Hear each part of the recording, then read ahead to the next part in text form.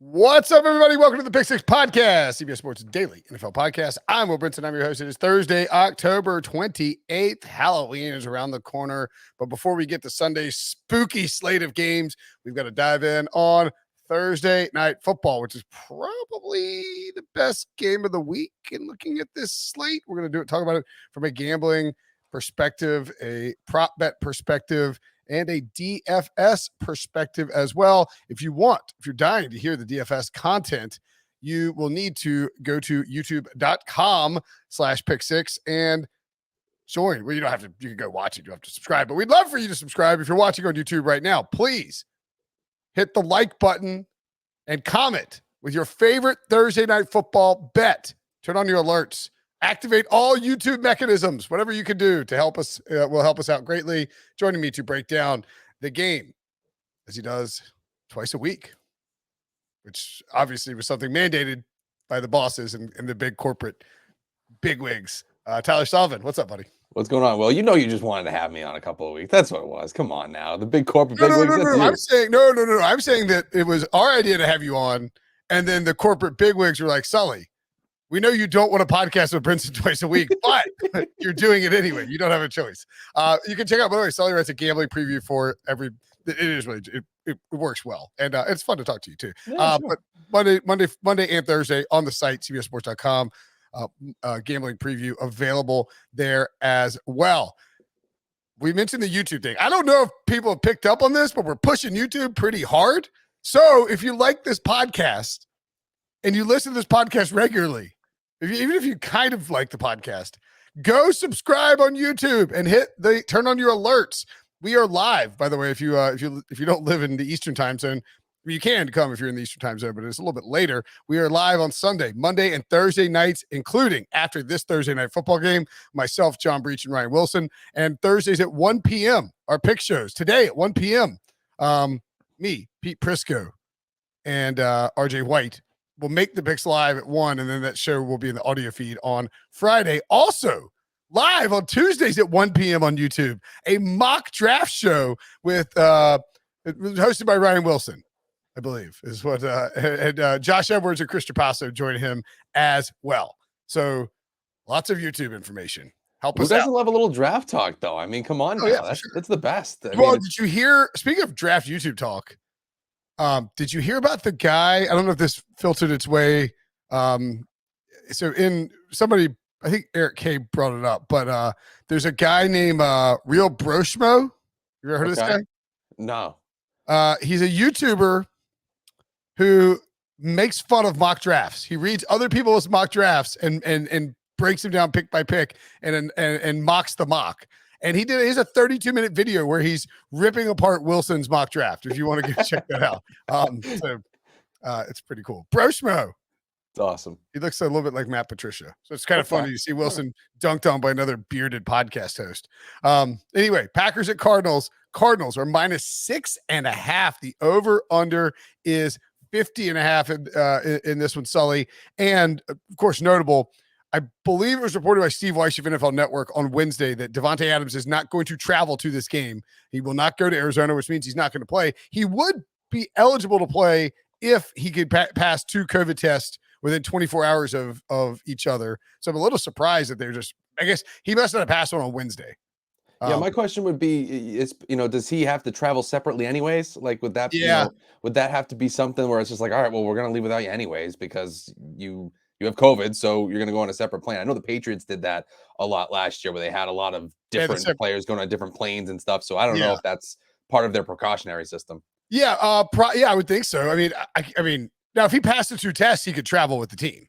Yeah. But, because if it was a Sunday game, I think he'd probably be able to play. I mean, that's a sort of wild. Right. Well, that's the biggest thing with this. It just so happens to be a Thursday night game. If we're talking about this being on, Sunday night football or, prime time game, something like that. 1 o'clock on Sunday, he's probably fine. Exactly. He should be good to go. But ultimately, doesn't look like it for this one. Yeah, it's not looking good that he's going to travel with the team. In theory, I mean, the issue is that, like, you could, if he passed the test at 4 o'clock on, we talked about this previously, with who was it? Somebody else. I forget who it was. Somebody else for a Thursday night game, I think, where they were like, We're like, well, if they pass the test on Wednesday, then pass the test on Thursday, they might be. Oh, was this Dallas Goedert? I think it was Goddard. That's right. Yeah, or it was Ertz. Oh, no, it was Goddard. You're right. It was Goddard because Goddard ended up not playing in Ertz. That was Ertz's final game with the Eagles. He was traded the next morning on Friday. Yeah, good call. Good call. To the Cardinals. Zach Ertz in this game. There we go. Woo, full circle. Al Lazard, unvaccinated, and will not be traveling. He is not eligible to play in this game. He will miss the game because you have to minimum 5 days if you're unvaccinated. And that sort of shows you the difference too on the vax versus non-vax. Why we harped on it throughout the course of the lead up to throughout the course of the preseason is that, again, like, if this were the Ravens and it were Lamar Jackson, hypothetically, he wouldn't be able to play on Thursday, and that would be a blow for the Ravens. That's just the whole point of it. Marcus Valdes-Scantling might actually come back for this game. He's on IR. It's one of those where we probably won't know until Thursday evening if he is indeed going to play. They have to activate him, of course, and then actually play him. 2 other injuries of note for the Cardinals. DeAndre Hopkins, dealing with a hamstring injury, did not practice Monday or Tuesday. We record this show on Wednesday afternoons. As of last check, we don't have the Wednesday injury reports for these 2 teams who do not operate in the Eastern time zone. And JJ Watt did not practice on Monday or Tuesday with a shoulder injury as well. Cardinals injury report is actually a little bit longer. Like Kyler Murray's on there with a right finger injury, but he was limited Monday, full practice Tuesday, so that shouldn't be a concern. Isaiah Simmons, a few other guys were limited practice, but it looks like more or less they're going to be pretty healthy out there. I would guess that Hopkins and Watt play in this game. Yeah, to me that screams veteran day off. Just taking it slow on a short week. You know what you're supposed to do. Like they had this injury, and like we don't care if they practice. They don't. Yeah, exactly. And they're so talented that it doesn't really impact in terms of us talking props with Hopkins. Doesn't really change the conversation all too much either. Yeah, I don't think so at all. Looks like Dennis Kelly is the only DNP for the Packers on both Monday or Tuesday. Everybody else. So I mean, relatively healthy game outside of those COVID issues, and then we'll keep an eye on those stars. Look, if DeAndre Hopkins isn't practicing, if he's a DNP on Wednesday, don't bet his overs. But his props are still up at Caesars, so clearly it's not that big a concern. How do you feel about this game as a whole? I mentioned the line is 6.5. It was 3.5 when the news about Davante Adams hit. I've been told reliably that there were. Well, I've been told. I've heard third hand reliably. You got to trust the source. That's a Brinson source right there. I like it. Yeah. That's a bit of a mixed bag, right? Or juxtaposition. That when the Cardinals were minus 3.5, there were several sharp groups, like syndicates or whatever it was, people with money who were planning to bet on the Cardinals anyway, and were probably hoping to get it at 3. And then when the Davante Adams news happened, they pounced on the Cardinals at minus 3.5 or minus 4. And so the culmination of Adams being likely out and that rush of money on Arizona probably pushed the line a little bit further out than it necessarily would. Like, what I'm trying to say is that I don't think Davante Adams is worth 3 points to the spread. Right. And I think that's true. It's not a quarterback. Quarterbacks make that type of line movement. Not so much wide receivers. As talented as Davante Adams is, there's no debating that. But when we're talking about that position, it's just not something that should move the needle as much as it to the naked eye did in that game. And like you said, you kind of illustrated why that might have been the case. I still like the Cardinals in this one. Right now you're looking at it under a touchdown when you factor in the extra point. I like that from a Cardinals standpoint. If it gets any higher than that, I'd probably have to lean a little bit more towards the Packers. But if you can still get this under 7, I'm still very comfortable going with the Cardinals here. These are 2 teams that have been very good against the spread this season. I believe they've only had 1 ATS loss apiece going into this game. So to me, I have no problem going with the Arizona Cardinals. I just think that they're the more well-rounded team, healthy, obviously. And from a Packers standpoint, I just don't know what the receiving core is going to look like for Aaron Rodgers. I mean, we talk about Davante Adams and how talented he is. It's not only that, but Aaron Rodgers almost exclusively looks his way. We're talking about, I think probably at this point, the most targeted wide receiver in the NFL. I don't know if the numbers in front of me, but wouldn't shock me if he's number 1, or certainly inside the top 5, and the offense runs through him when Aaron Rodgers wants to move the ball down the field and when the going gets tough. Right now, we don't necessarily know who that's going to be.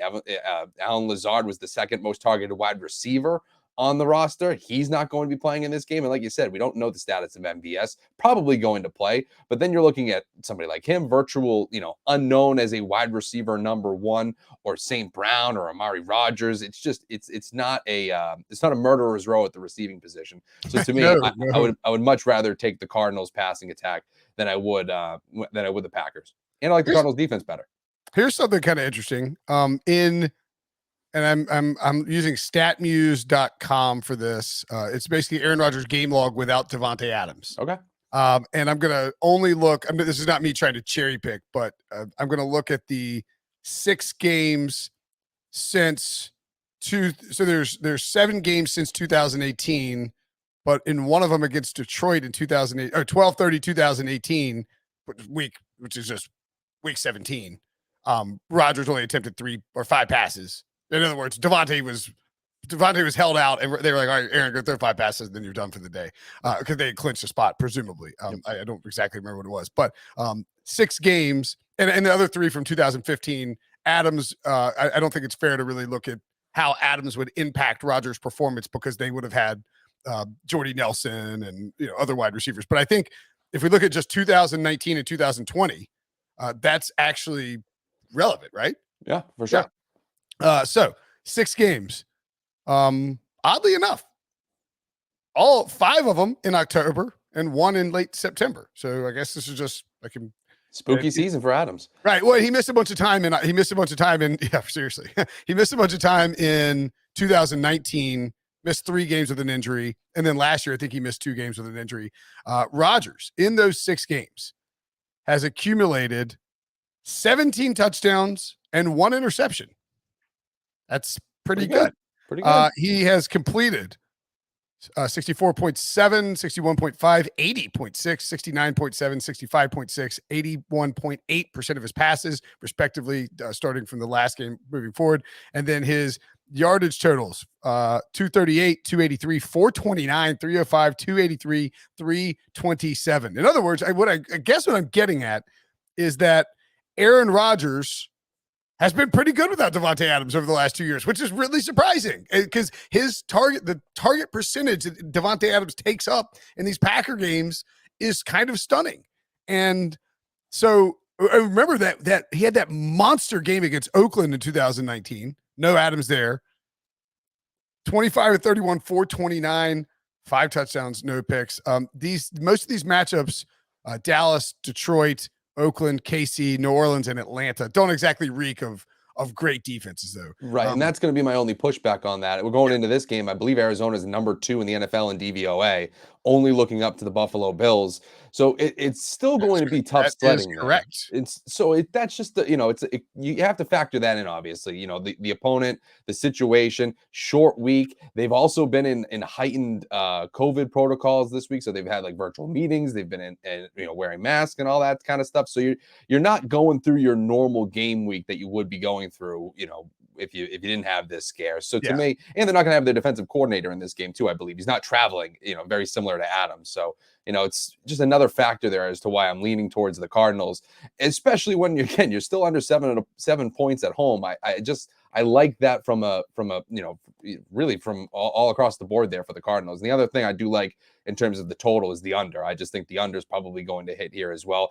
You wouldn't think it. You would think that the Green Bay Packers and the Arizona Cardinals would be, these high octane offenses, and you're just like, okay, they're blowing doors, the overs hit all the time. Not really the case. I mean, the under for Green Bay this season is 5-2, and the under for Arizona is above 500 at 4-3. I mean, I feel like that's somewhat surprising.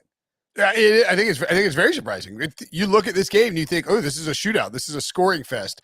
These teams are going to go nuts, but Green Bay is one of the slowest teams in terms of pace. In fact, they may be the slowest team in the NFL in terms of pace. I think I saw that from Dwayne McFarland of PFF earlier today. So, yeah, I'm with you. I like the under. I think the under is a good play, but especially because without Davante Adams, I do believe that the Packers will attempt to run the football pretty aggressively, or to use the short passing game with Aaron Jones, and sort of, I mean, this, like they know their defense isn't that great. They don't have their best skill guy in Adams, and so I would anticipate that they try and sort of melt some clock, and don't want the Cardinals just to be moving the ball, Kyler Murray to have the ball the whole time. So I like the under as well. I'll take Green Bay here. Okay.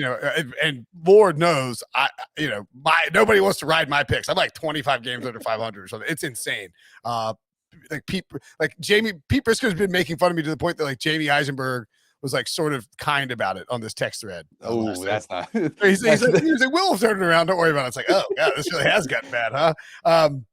So yeah, I mean, I do feel like I'll turn it around. But the point being is, like, just because I love Green Bay doesn't mean that anybody should be riding me. If anything, you may want to jump on the Sully train. And well, I'll tell you, Green Bay, I do a picks post every week too. Green Bay is not in my locks of the week, but if they were, you would like them. My locks of the week this year, I do 5 of them. Uh-huh.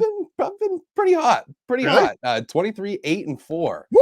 On Look those. at So you. we've been doing all right over there. I say that only knowing that I'm jinxing myself to go 0 for 5 this week. Okay, so now I'm assuming that in your locks of the week with those 5 picks that you have not been playing them in this, like you're not in the super contest or the circa million. No. I'm just having fun at home. Well, let's see. So the circa standings. So you said how many 5 a week, and you're what? 5 a week, and after week 7, 23, 8, and 4. My. You are the leader of the circa millions, Hannibal Barca, at 29 and 6. Ooh, all right. You would be sweating some cash right now if you had so 23 would put you. Let's see. I'm just looking at the standings right here. You said you got a tie too, right? Yeah, 4 ties. Yeah, you would be in the tied at 165th overall in the circa millions contest. Don't hate it.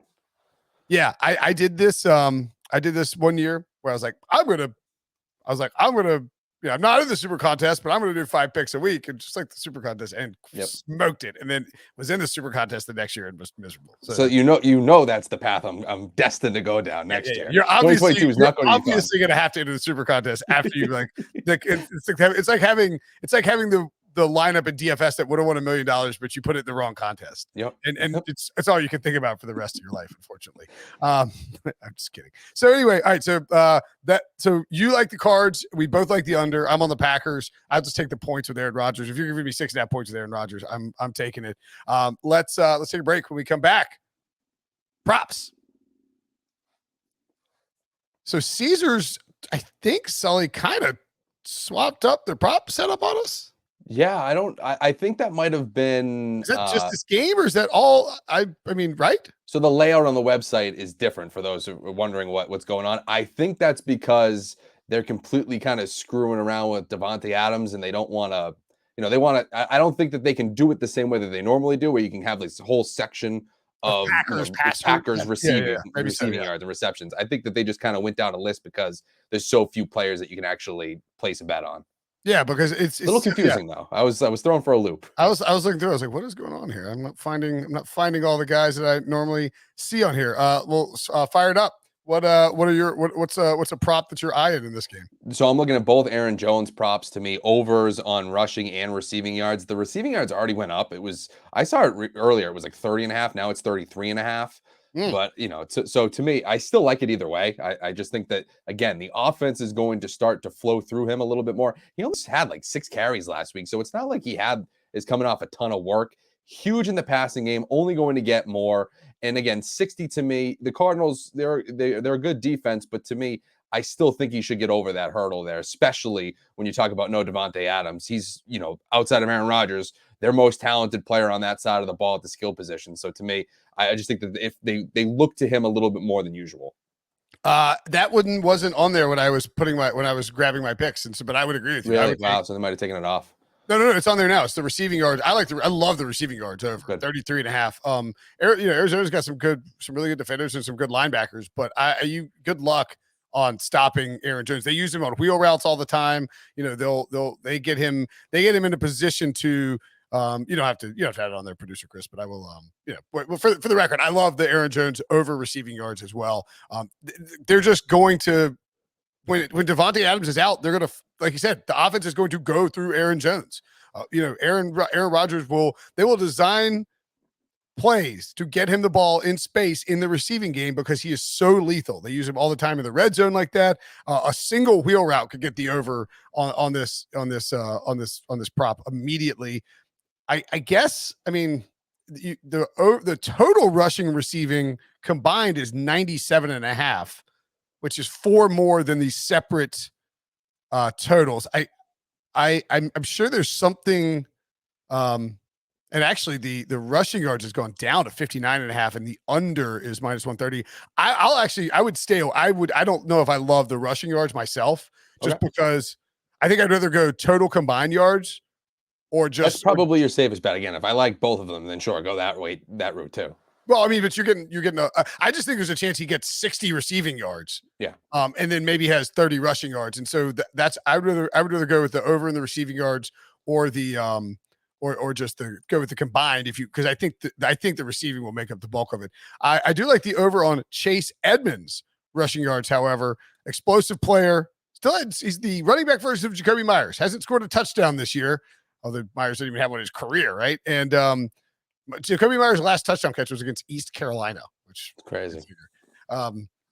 Edmonds, I think, will get enough carries here that he can pop that, and certainly. They don't really like to use James Conner as much between the 20s. They kind of save him for goal line work and view him that way. And so I will take the over on Chase Edmonds. I also have the over, and I mentioned, again, don't bet this right away. The Hopkins over 63.5 receiving yards. Were we to make sure he's active, make sure he's good to go. If you get a full practice designation, on Wednesday, or if we see that on Wednesday, if you saw that on Wednesday, or even a limited practice, it's probably fine. But you want to make sure Hopkins good to go before you pull the trigger on that. And you actually like the under on Kyler Murray's passing yards. Yeah, to me, it's you again. You would think that that's surprising, but 276.5 is a pretty high number for him. He's gone under it in 4 straight games going into Thursday night, and he's just had efficient games where he hasn't had to light it up through the air. Again, he could still throw for 270 yards and have 5 touchdowns and have a great game. To me, I just don't know if I see him needing to throw for this much. I don't know. I think more you could see this being get out early, and then all of a sudden you're kind of managing the game from that point, because I do think that this is going to be a Cardinals kind of win here. So to me, I just don't know if they're going to need him to throw almost 300 yards, 280 for him to actually get there. Yeah, if you think the Cardinals are going to cover by a touchdown, there's a very good chance of Edmonds. Edmonds over rushing yards and Murray under passing yards. The same deal with James Conner. That's 47.5 is a lot for him. Big number, but and again, this is one I like. I like it at plus money, obviously too. But he's gone over it. Where is it? Gone over it in back-to-back games. He's had 6 games with 10 plus carries. In Green Bay, they're 23rd in the NFL in run DVOA. So it's not like he's going up against a brick wall or anything like that. So again, if you're like how you're kind of illustrating right there, if you think how I am and you think it's going to be an Arizona win over a touchdown, Conner and Edmonds are going to get touches in the second half. They're going to see a lot of work, and they're going to get a lot of work against the run defense that isn't that good. So you'd think, all right, they're going to probably pile up some yards here. Yeah. We saw Conner. The other thing too is that Conner has really Arizona they've had 2 close games this year. Really, that's pretty wild. They've just been beating the crap out of everybody. We haven't seen. That's where this is kind of interesting. We talk about the under hitting. If this game is not close, it is definitely going under. Because just how Arizona sort of wears on you, and then we see these games where Aaron Rodgers checks out and doesn't really care. Like the Saints game, he just checks. He does this once or twice a year, so it feels like. But if we haven't seen the Cardinals offense unlock in a big score fest, except for that Minnesota game, really. And that would be the one concern I would have as you look at that Minnesota game where Conner played 39% of the snaps, 8 carries, 26 rushing yards. If this turns into a shootout, and we always talk about game script, if this were to be a shootout, then I would be a little worried about Conner over rushing yards just because there's a chance that he's not on the field if they're playing from behind is it's Then that's toast. Chase Edmonds. Yeah, exactly. So that's just one thing to think about. I took the under on Kyler Murray rush yards, which feels like a pretty dangerous prop to get in front of when you look at it. But his rushing this season is way down. It's 28.5 rush yards. I feel like last year you would see Kyler Murray props at like 65 rushing yards because he was running all the time. He has rushed for 20, 31, 19, 39, 1, 6, and 10 yards in his 7 games this season. The last 3 games, and I think that's really sort of the stretch where his shoulder's been bugging him a little bit. 7, 7, and 6 attempts, 17 total yards. And we saw this when he got a little banged up last year. He seemed less inclined to run as well. So that number feels a little bit high to me, 28.5. I mean, actually a lot bit high. I mean, he hadn't, he's only topped it twice. It hadn't topped it in the last 3 games combined. So I'll go under on Kyler Murray rush yards, and I will also go over on Big Bob Tonyan receiving yards at 35.5. I think something, I had one prop that moved on me. I felt like as I was filling out my freaking thing. Was it maybe it's Edmonds over rush yards, maybe moves. Let's see, Tonyan. Tonyan to me is a guy that could, it's 35.5, maybe it was 34.5. Tonyan to me is a guy that feels like he could sort of be a bit of an X factor where he gets much more involved in the passing game, really for the first time all season. He just hadn't been the sort of receiving weapon for Rodgers that I think a lot of people thought he would be this year. Only 2 games above 50 yards all season long. But one of them was last week at Washington, 4 catches, 63 yards, and a touchdown. So Rodgers more comfortable with him. No Devontae Adams to soak up the targets. They'll flow through Aaron Jones. But with Aaron Jones moving out and about and being a problem for linebackers in coverage, that could open things up for Tonyan to maybe catch a long one down the seam. So I'll take Tonyan over here. Yeah, not even that, too. Again, when we get more into the DFS section, too, you could talk about Tonyan as somebody who is going to be very much featured in the red zone. I mean, Adams has been that guy for Aaron Rodgers, but now Tonyan is somebody, again, a big body that Aaron Rodgers trusts, caught a touchdown last week, someone that could, have a multi-touchdown game. It wouldn't be out of the realm of possibility if all of a sudden Rodgers goes berserk. Absolutely. Okay. First touchdown scorers. I mentioned I had Bob Tonyan on there as well. 13. You go. I had Tonyan there 13-1. We both had. You have Marquez Valdes-Scantling. We both have Aaron Rodgers at 30-1 or 27-1. Excuse me. He might have been 30-1. It came down. Actually, it was definitely 30-1 earlier today, and then it moved. Yeah, it was Aaron Rodgers was 30-1, and AJ Dillon was 20-1, and I really like that one. It came down to 18-1. I mean, whatever. Yeah, I still don't mind Dillon though. They could absolutely use him in the red zone. And I added Kyler at 9-1. Okay, yeah, I think that's a pretty fair price. They use him. They run him, they will boot him in the red zone all day long, and are not worried about doing that at all. It has been since he scored a rushing touchdown in his first 3 games of the season and hasn't scored one since. Maybe the play calling has changed a little bit, but I don't know. 9-1, it feels like a pretty good price for Kyler, given his ability down there in the red zone. Chase Edmonds, I tacked on at 13-1.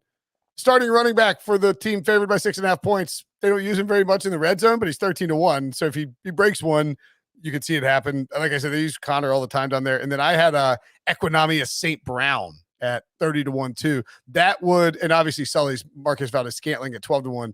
Obviously depend entirely on whether Valdes-Scantling is activated for this game. I would probably take EQSB off if MVS was active. Yeah, exactly. Just pay attention to see what's going on there. I'm sure we'll hear about it relatively quickly. Again, the Packers are traveling, so you'll just know who, like we knew with Adams, like, oh, no, MVS did make the trip. You'll get those reports and all that. So you'll know pretty efficiently whether or not he'll be ready to go in this game. So yeah, just keep an eye out on that. But to me, Dillon's my favorite. Rodgers, again, whether it's 30-1, 27-1, either way, I really like that one. And if you're talking about Arizona, again, Kyler at 9-1, that is great odds there. I know that James Conner has kind of taken over that role. I don't like his value. I forget what it was. I think it was like plus 575 or something like that. It wasn't anything particularly great.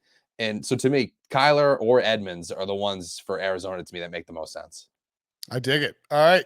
And That by the way, we is hit last week on DK Metcalf, by the way. We got, or on Monday. We hit on Monday with DK yeah, Metcalf on first touchdown. fire up that Saints and Seahawks. Click that. And let's see what we had on Monday. I meant to review that before. My bad. It's okay. I mean, you know, I know we hit that one. I'm sure we hit none of the other Chris, ones. you click on the Saints and Seahawks. Sorry. Hey, you know what? We'll look at it. Oh, there you go. Good job. I think I mean, I don't know if Kamara hit over. Oh, Kamara hit big. Kamara hit. I'm not sure. Kamara receiving yards got there. That's for sure. I don't think Lockett got there. No. I think we got there with Jameis, right? Yep, we got there with Jameis. Got there with Jameis. Kamara rush attempts got there, I believe, as well. Under rush attempts. I'll double check that. Yeah, he was flirting with that, but I think it was under. I think he was at like 20. It might have been 20 or 22. And Penny didn't get as much run as I thought he might.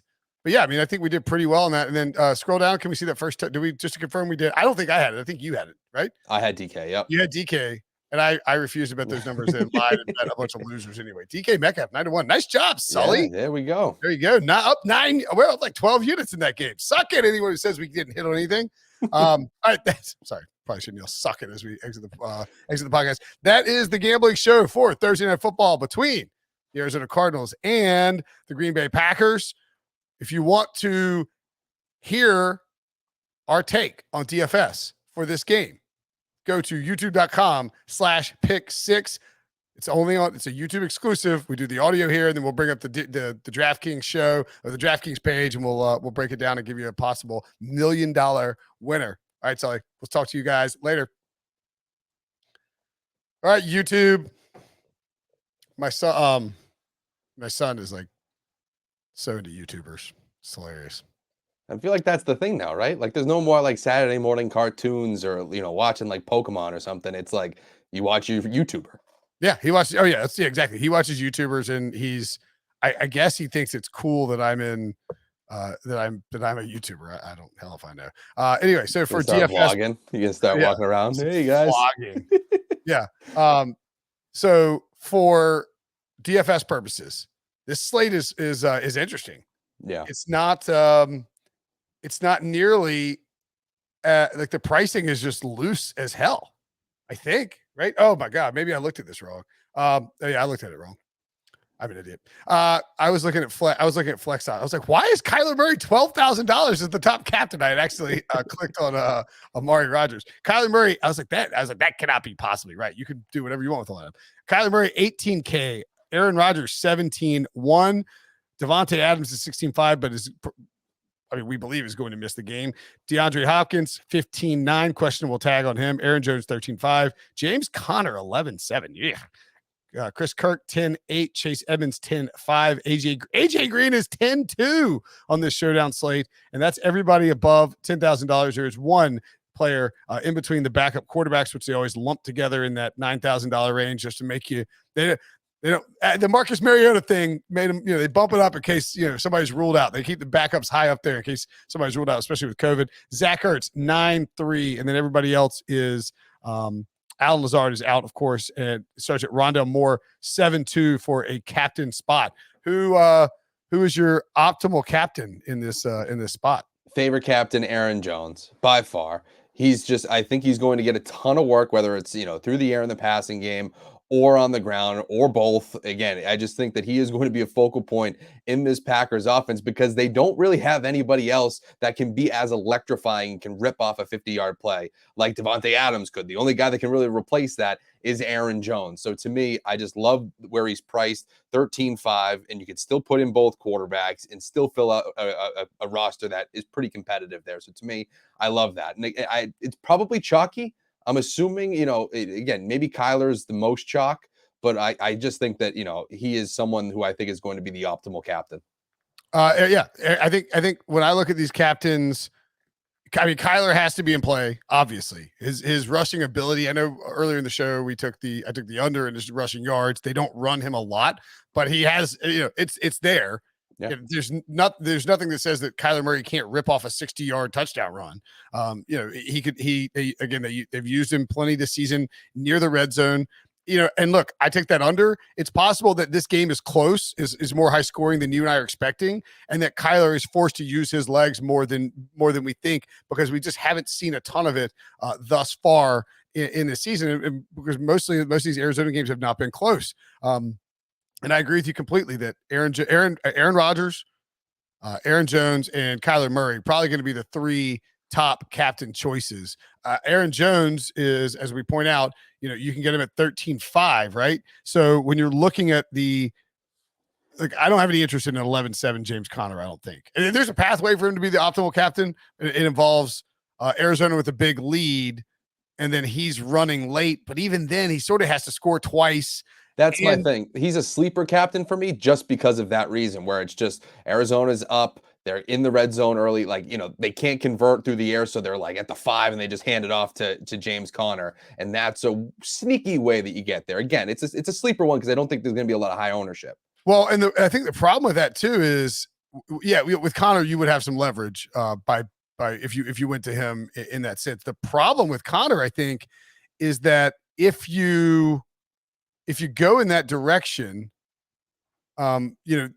for him to get the usage that's gonna make him the optimal captain, you're gonna have a ton of points from Kyler and a ton of points from DeAndre Hopkins in theory, or whether it's Zach Ertz from the pass catchers, right? I mean, just because they're not going to use James Conner until they get a lead, and I think that's when they start to pound him. That's just my theory there. But let's plug Aaron Jones in as the captain there, Chris, and we'll see if we can build out a lineup here with Jones as the captain.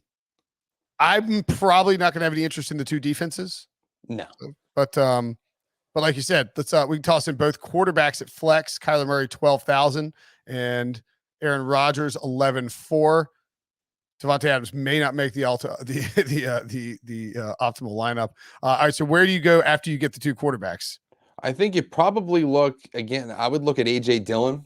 Yep. I just think that another person is super cheap. He's like $1,400. Yeah. Someone who he actually scored negative fantasy points last week. Yeah. And I had him in a lineup and thought it was going to cost me. I had him over Khalil Herbert.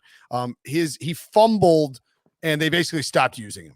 Yeah. And they sent him a message, but this is a little different because this game is against Washington was just sort of screwing around and messing up and couldn't stay in the game. And I think they just didn't want to, coaches bench guys who fumble all the time, but this game is a key NFC battle in prime time.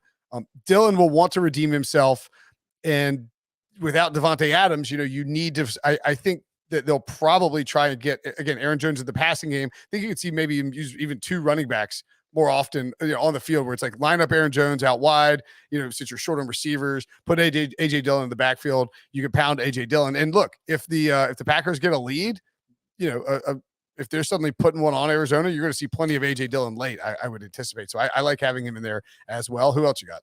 And so the other one, again, you can just see it right there. MVS, if he's playing, mm-hmm. I think he'll be the top wide receiver option for Aaron Rodgers.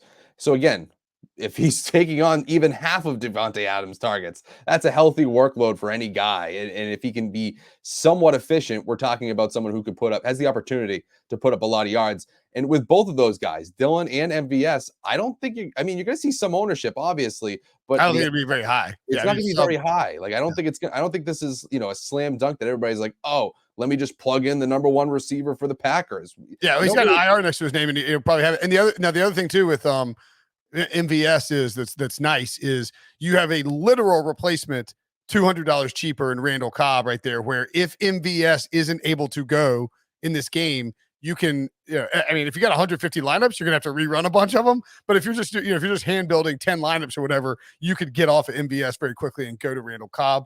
So either Cobb or MVS is good there. And I would assume you're filling out the final spot with one of Kyler Murray's pass catchers. Right. We would have to come back at some point or another. You can go James Conner if you like that. You can see what's available. I think Edmonds is also available too. But you can get Christian Kirk. I know. Or Christian Kirk. Look, you got Kirk. You got Kirk. So you can kind of get your pick of the litter there of who you want outside of DeAndre Hopkins and AJ Green. So to me, feel free. Christian Kirk, totally fine with that.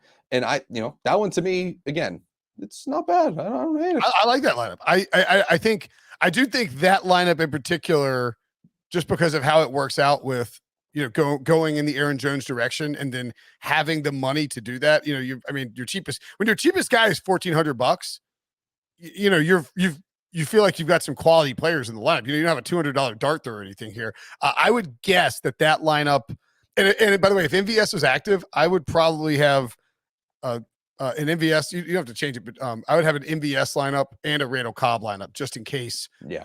Like if you're entering do the same lineup, but you swap out Cobb for MVS. You can do the same with, swap out Kirk for AJ Green or Zach Ertz even. All right, let's see what a lineup with old Kyler Murray as our captain looks like, because I'm pretty sure that you could do a good one here. We'll go Kyler as the captain all the way at the top. You probably got to flip it back there. DraftKings on desktop is the worst. There you go, $18K for Kyler at the captain spot. Now, again, Kyler's going to be a popular captain here because you can basically do the exact same thing that we just did with Aaron Jones as the captain. We'll toss in Aaron Rodgers. We'll toss in Aaron Jones. We'll toss in a Randall Cobb, a pass catcher. And again, you could go MVS if you were so inclined. But you could probably have a lot of money left over here. Actually, you know what? Toss in Bob Tonyan too. Let's see if we get this. Let's go Bob Tonyan there. He's right there at 4,600. Scroll up one. So if you just scroll up just a touch, and you'll be able to see Big Bob Tonyan. Am I getting greedy with Tonyan here? I may be getting greedy with Tonyan. You got him in there. I mean, yeah, he's in there. I was like, I don't see him. Where'd he go? And then, I sort of stumbled my way into. Let's go AJ Dillon here. Okay, leaving $2,000 on the table. That's a lot. He might. My only question is, was Scantling available? I don't. No, he's 3,800. So I couldn't have got it. All right, so we're leaving $2,000 in salary on the table there, but it's a Packers onslaught, and then it's a Packers onslaught with Kyler as the captain. So you're basically hoping that Kyler distributes a ton, and that Rodgers, he finds those three guys, and then the Packers have a lead, and Dillon is running the ball a bunch. I don't know if I love the AJ Dillon factor in there, but I do think that game script kind of adds up, right? My only problem with Dillon in all of these lineups, because I've made a bunch leading up to the pod, and the thing is, he's just like a notable name when you get really down into that like lower tier, where I think a lot of people will just gravitate towards him. I know, he's coming off the bad game and all of that, but I do have a little bit of concern about ownership in the standpoint of like, all right, if you get down to that $1,200, you're picking between him, St. Brown, and you're deciding between these guys. You're gonna go, all right, well, I'm gonna go with the running back here. And I do wonder if it's almost a little too chalky of a cheap play. No. I think that's a great point, because so the first 3 weeks of the season, he totaled 15 carries in 3 games. Now he did have he's been a really good pass catcher this season, like way more than he ever was at Boston College. But then against Pittsburgh and Cincinnati and Chicago, he totaled 34 carries over those 3 games and was really trending in a positive direction. And that's why, honestly, I felt comfortable. And he had that receiving touchdown, 4 catches, 49 yards against Cincinnati, like a very nice output there. Well, Matt LaFleur was even talking about getting him more involved in game plans. I think it was after I forget what game it was, but he caught like 4 or 5 passes, and they were like, "Yep, we need to get him more involved." And you're like, "Oh, okay, here we go." And then he comes down, he rushes 11 times against Chicago, only 59 yards, that's 5.4 per carry. But then last week, 3 carries, 6 yards, 2 targets, 1 catch, and he had a fumble, his only first fumble of the year. The problem for him is he has only played 40% or more of the snaps in 2 games. The first 3 weeks of the season, sub 30%, 40, 33, 42, and then 23% of the snaps last week. He also spends a bunch of time on special teams. And so my point here is that dovetails with what you're saying. If he's super chalky if he's the cheap chalk, and he plays 20 to 25% of the snaps, he's probably going to bust out and cost people a lot of money. It's basically like Rashad Penny on Monday night, where if you can get him for nothing, and he does have upside because this is a run heavy team. But if Dillon doesn't get 10 plus carries or find the end zone or get 3 or 4 targets, it's going to be really tough for him to meet the point total you need, not for the salary, but for his ownership. Yeah, and I just wonder, are you more available to go? Can you go MVS with AJ Dillon? Yeah, let's take Dillon out and see. We could go. You can't, but I'm saying like you can go. Yeah, let's take out Bob Tonyan too.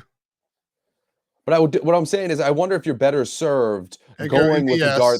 I wonder if you're better served going with the dart throw of St. Brown or Amari Rodgers than you would be for somebody like Dillon. Well, see, we got hold on, let's take out Economia St. Brown and scroll up and let's see who the cheapest guy we can toss in there is. Scroll the other way. Sorry. See who. We're gonna just see it because we got 4,200 left. I just want to see who's available under. So we could go with like Mason Crosby, or even Matt Prater. I mean, kickers. I don't think it's crazy to suggest a kicker might be. In a game where we're talking about both offenses being able to move the ball, not terrible. Well, and Cliff Kingsbury will settle for a field goal. I mean, Cliff Kingsbury will settle for a field goal. He is not afraid to kick one. So yeah, I mean, you could go in that direction. You could also you could take out Prater and Valdez-Scantling and go with Dillon and Rondale Moore if you wanted to go with a pass catcher. It does feel like if you're going Kyler, I mean, all right, I'll tell you what, take out Cobb too, and let's see and scroll up and let's look at these Arizona pass catchers because you don't have to go Green Bay onslaught, and there's going to be a lot of 4-2. For Arizona to Green Bay will be the primary makeup of most of these lineups, I think. So let's toss in Hopkins. We haven't said Hopkins' name a lot. I know. Might as well see. I mean, I think people are going to really want to get Kyler and Aaron Rodgers in there, and if you do that, then you're going to have to. Man, that's tough. Are there 2 $500 players that we can even use? Hey, that might not be. You might be asking a little too much. St. Brown's what, 900 or no 600? Yeah, we could do Amari Rodgers and Economia St. Brown. It's a dart throw, but sure, that you're talking about. I mean, you've got the 4 biggest names on the slate. Yeah, and like the 4 most likely to explode guys on the slate, and potentially the number 2 and number 3 receivers for Green Bay. Yeah, let's see what Amari. I mean, obviously, I haven't even looked at Amari Rodgers. You're not looking at much. I mean, rookie out of Clemson. He's not. He's played. He played 26% of the snaps in week 1, and has not played more than 10% of the snaps since then. Seen his special teams numbers rise. If Marquez Valdez-Scantling doesn't go, Economia St. Brown is a pretty good play. And so then the other thing you could do is. You could, if you wanted, you could take out Hopkins and Amari Rodgers and go with AJ Green. And then let's see who that would leave us with. Sorry, Chris, we're all over the place on you here. Probably scroll at the top and AJ Green, I think it was like 5K or no, like 8K, probably something like that. 6-8. All right, there we go. So yeah, that's 4,000 cheaper, which means you're going to have. Let's see who's the cheapest guy we got available at 4,200. That's Matt Prater. So one of those kickers. You could go one of those kickers too. Yeah. And that would be again, kickers not always optimal. Don't mind them. I don't hate that lineup. No.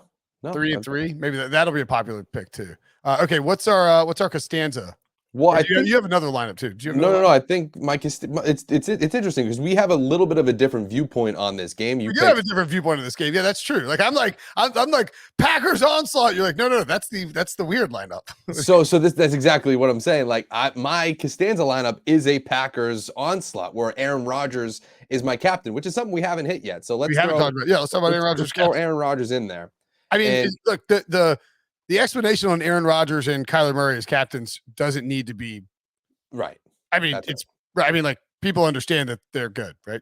Yeah, I think so. Quarterbacks can dominate these single game slates, and both of those guys have the highest possible yeah, I think when you're looking at, if you're looking at pure ceiling, unquestionably Kyler Murray and Aaron Rodgers, the top ceilings. Like if Kyler's ceiling is like 50 points as a captain. Aaron Rodgers is probably 40 to 50 as well, just because he doesn't have quite as much rushing equity. You know, we saw Alvin Kamara have an absolutely monster. If you didn't have Alvin Kamara as a captain, you were dead on Monday night. Dead, like dead. And even like I had lineups that didn't even cash with Alvin Kamara as the captain because you just had to hit on Kamara and DK Metcalf.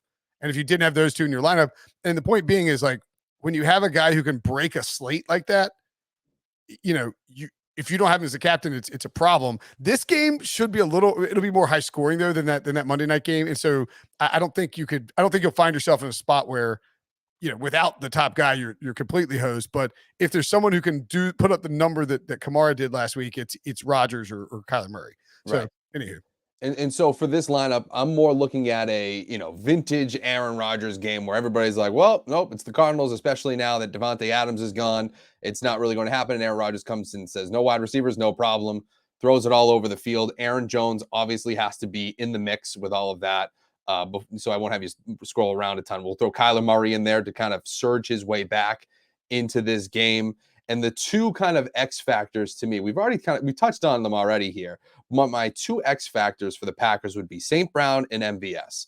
If he starts to go off, and those two are his main pass catching weapons, and he's for some reason not going to Tunyon, he's going to his wide receivers, he's going on the outside, deep over the middle.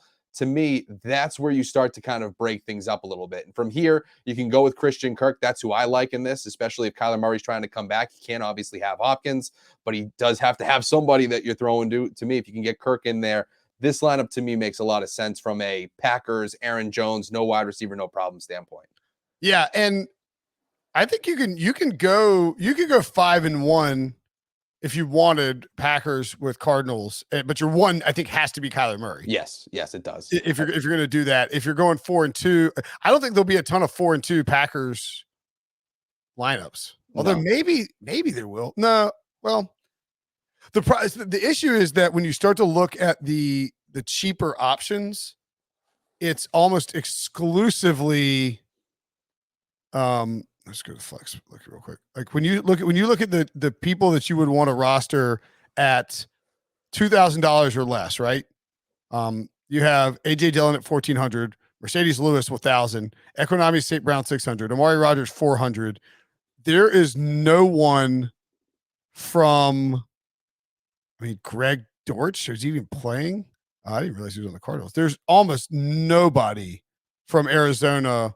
In fact, there is nobody from Arizona, unless I'm missing somebody that is below $2,000 that you would want to roster. So it's possible that what we see, that the chalky stuff ends up being, I think you're right about AJ Dillon. I think he's going to be insanely owned. Yeah, it's just because when you get down to that line, that area of the price pool, it's like, I don't know. He just seems like the name that a lot of people will gravitate towards. Well, it's just he's surprisingly cheap for a guy who's had good usage in three of the last 4 weeks.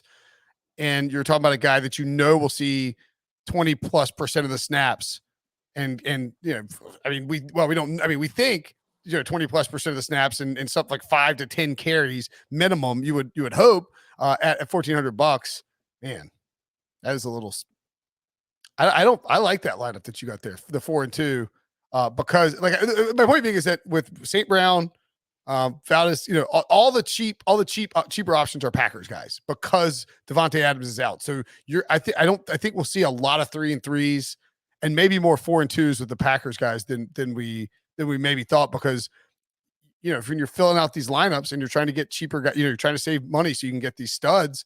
It's St. Brown and Dillon who are going to be the guys that are popular. Yeah. That's basically how I look at it. But do you have a Costanza one by chance? I mean, I know we're talking about Dillon maybe being a chalky play. Is there any captain? Is there any captaincy there? Like, do we just go weird with it where it's like it's not an Aaron Jones game, it's an AJ Dillon game? What are we thinking? I mean, I think we could justifiably say that. I mean, is Ron are the four guys that I think would be interesting, cheaper captains who also have good ceilings. I would say cheaper. Rondale Moore or Randall Cobb at 7,200 or 5,400. Don't plug them in yet, but I mean, those two guys are, if you actually let's do a Randall Cobb Okay. captain, because Cobb, he's 5,400 for a captain spot. Right? Yeah, he's not. Yeah, he's cheap, man. I mean, and the goal here is like, if we go Randall Cobb in the captain, I mean, I think that we can pretty much do whatever we want. Obviously, we're going to go Kyler. Oh yeah, you can do whatever you want. You can pretty much it's go down the list. It's the two quarterbacks, Aaron Jones, DeAndre Hopkins, and then surprise, surprise, our old friend. So go Hopkins, Aaron Jones. Oh, look at that. That's what we call AJ Dillon money left over. And so 14, you get $1,600 left over when you do that. So that could leave you for I mean, and that, to your point, like, if you get five guys in there and you have $1,500 or less available, you're going with AJ Dillon. Let's do one more, Chris. I just want to see what it looks like if we put should we do a Hopkins captain lineup? Sure. I'm interested in that. I mean, Hopkins can nuke a slate. Very similar to Adams. I mean, we're talking about top three receivers in the league. And I don't think he'll be a popular captain option either, because people will they're either going to go with the quarterbacks or go with the running back, or they're going to try to get some value at receiver down with Green Bay. Well, there's so much cheap options that if you have Hopkins, I mean, if you said, why are you going to Hopkins as the captain when you can go Kyler? Yeah. I mean, I guess it's 3,100, but that doesn't really matter. Obviously, we're going to go with Kyler in that as well. Let's see something here. I will tell you this. I'm just getting this over my phone right now. And again, we record these on Wednesday. You're on YouTube. You see us. JJ Watt is out. JJ Watt is out. That's what I was. That's a big deal for both Aaron Jones and AJ Dillon. Yes. He has been awesome against the run this year. And that is something to keep an eye on, obviously. That is a big deal. Watt's been having a really good season. Yeah. Make sure I'm not lying that he's been good against the run. Let's look at the But again, when we're talking about these, Aaron Jones lineups, and we're talking about AJ Dillon getting in there on that cheap price, it's like, well, it makes a little bit more sense. Even, obviously, one player sometimes doesn't make a difference, but still, a guy like JJ Watt, you're talking about maybe being even, easier sledding for these guys to make an impact. So it makes maybe even more emphasis to get in your lineups. JJ Watt, the third highest rated defender on PFF in terms of their defense. He's not elite run defense, but good run defense. Great. I'm gonna tell you. I mean, you can see it. He's having a good year without the big splash plays that JJ Watt so often was known for. That, man, that makes me feel a lot better about AJ Dillon. I'll tell you that much. Yeah. Let's throw Aaron Jones in there. Let's see if we can. Yes. Ooh. Okay, yeah. So Aaron Jones, and here's where you kind of have to make a decision. If you want to have Aaron Rodgers in there, you need to do what we did before, which is go Equanimeous St. Brown and Amari Rodgers. And so actually, hold on, before you go down, because we did that before, people know that. Scroll back up and let's take out Aaron Rodgers, and because there's a pathway where Rodgers is not in the optimal lineup, I think. Yeah. You can go Aaron Jones, AJ Dillon, and Randall Cobb plus Cobb, and then you would have enough left over for Christian Kirk. So you actually got $8,100 left. That's an interesting one. I think that's going to be. I think that's a. That would be fair. I think that would be fairly unique lineup. Yeah, and you've got access. Look, with no JJ Watt, you got access to the two best runners in. You got the two top running backs on Green Bay's roster. You have access to Kyler Murray and two pass catchers, and then Cobb, who could very well be the number one receiver in this game. I think people are maybe sleeping on him a little bit. 3,600. Yeah, we don't feel like he's elite, but did we even look at him for first touchdown catch, or was he just? I think he was high, to be honest with you. Like, I think it was he was under 10 to 1. Yeah, that just was doesn't 12 to 1. Yeah. Oh, all right. Well, I mean, Other one's not. That's pretty low. yeah. I mean, you know, I mean, like, for if somebody I'm who's getting not, Randall Cobb for a touchdown, I'd like 25 to 1. yeah. I mean, I think that they're looking at that like how you're illustrating, like, you know, trusted weapon, known commodity for Rodgers. If they get in For that sure. area, you For know, sure. Yeah. So I guess that would be kind of my Costanza lineup of sorts. I don't know. I don't feel like there's. I guess I don't have a super strong take on how this game plays out. yeah. I mean, it's just, well, the thing is too, it's the pricing kind of makes it a lot like there's no, you make it, it's easier. You almost are forcing to be It's loose unique. pricing. It's You, the Devontae Adams situation caused the pricing to become extremely loose because there are all of these Packers receivers who are now in play that are, what I mean, what is who's the most expensive? Is it Cobb is the most expensive, it's probably Cobb. right? And Yeah. you know, it just takes away a big decision No, in because terms of, Lazard. So yeah, I mean, Devontae Adams is $1,100. yep. Alan Lazar is 5,200. So now the most expensive Packers pass catcher is Robert Tonyan. Right. So not only does it make guys a little, you know, it opens the mind a little bit more where it's like, okay, this is a path where, you know, a clearer path to go down, or at least less paths to choose from. And it's also a pretty much eliminates a captain decision too, where you're just Correct. like, okay, instead of choosing between, you know, 4 or 5 guys, I'm eliminating Green Bay, and I'm, you know, you know, or I'm eliminating Devontae Adams. So now I'm only really down to the quarterbacks, Hopkins and Jones. And those are really the only, you know, I would say realistic options for the captain spot. Yeah. Oh, yeah. I mean, yeah. And I think I think there's a pathway where like a Randall Cobb could be your captain. Sure, sure. But Your I'm talking optimal, about in terms of the chalky right, kind of. right. Yeah. The super high upside guys. Right. Absolutely. That's probably the case. All right. Anything else we need to touch on for DFS? No, I think we did it, man. Nice. Our 30-minute showdown breakdown is we need to start creating some charts and stuff like the smart DFS people. I like it. I'm just kidding. We'll probably do that. All right. For Sullivan, I'm Brinson. Thanks for watching. Thanks for listening. Good luck. Let's go win some money.